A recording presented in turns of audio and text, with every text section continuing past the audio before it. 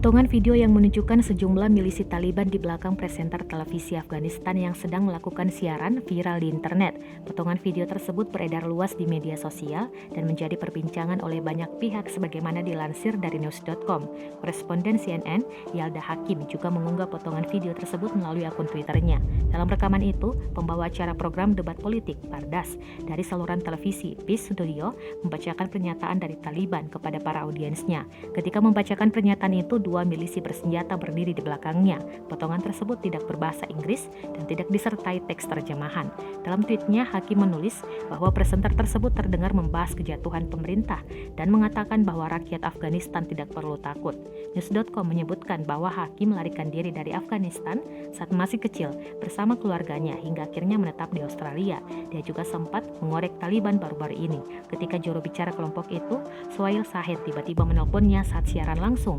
Akhirnya, Hakim mengizinkan Shaheen membacakan pernyataan dan menyiapkan wawancara dadakan tentang deklarasi kemenangan Taliban di Kabul. Setelah itu, Hakim melontarkan banyak pernyataan kritis kepada Shaheen dalam wawancara dadakan dan tak terduga tersebut. Selama wawancara, Shaheen berjanji Taliban akan membawa perdamaian di Afghanistan.